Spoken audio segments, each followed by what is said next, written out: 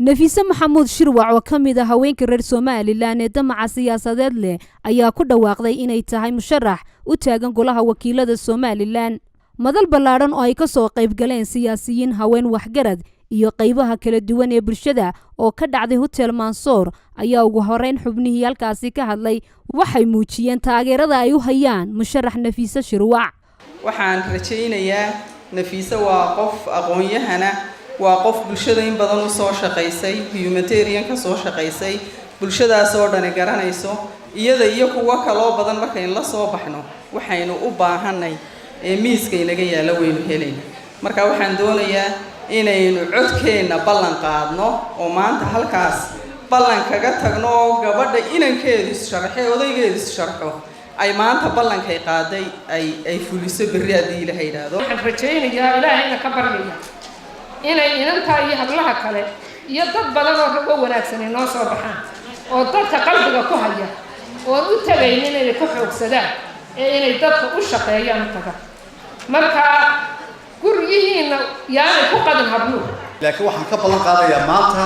mushaharkayga kala barkii in Nafiisa aan ugu tababarco insha Allah tababarco xanimada ay Shaacisay Nafiisa Maxamud Shirwac oo maanta runtii aniga iyo farxad gaaraya oo in maanta halkan u wada fadhino inaynu taageerno iyaduna hankeeda iyo himiladeeda iyo higsigeedaba inoo muujisay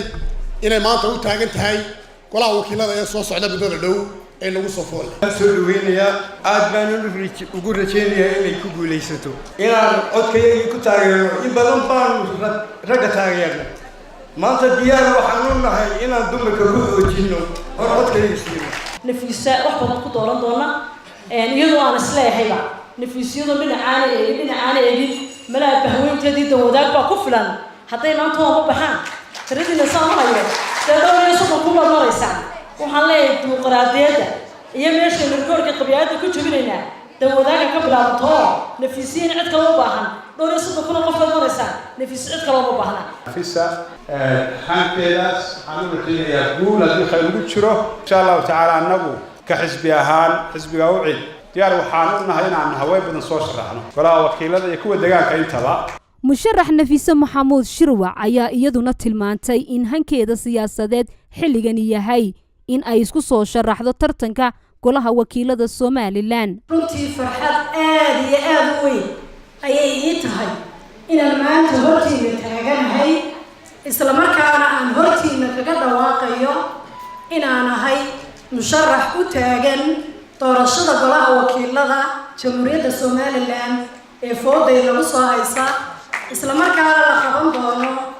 sanadka 2019 bisha 3 haddii Ilaahay nagu simo waan ogahay hawsha aan u bareeraya inay aad u adag tahay runtii culayska ay leedahay iyo caqabadaha hor yaalla intaba waan garan karaa waan ka dharagsanahay balse waxaan aaminsanahay inaan ahay qof ka soo bixi kara haddii Ilaahay subxaanahu wa ta'aala igu guuleeyo idinkana taageeradiina iyo codkiinaba aan helo alle dumarow aynu laabta ka ogaano qabiilka la yiraahdo dumar inaynu taaganahay oo aynu ku abtirsanno dhamaanteen ragga waxaan leeyahay in badan baan idin qabanay in badan baan cadceeda idin istaagnay in badan baan codkayga idin siinay maanta waa maalinteedii idinna afkana siiya oo baash waa hagbada iska soo celiyo waa gacanteeda noo daaya neego baahida ka dumar ahaan aan u qabno inaan xubno ku yeelano xildhibaanada Golaha Wakiiladda baahidaasi waxa weeyaan runtii in aan noqdo qof matalaysa baahiyaha dumarka iyo sidii markaa loogu dari lahaa xeerarka la samaynayo Golaha sharci dejinta marka la ansixinayo iyo marka la samaynayo intaba inaan noqdo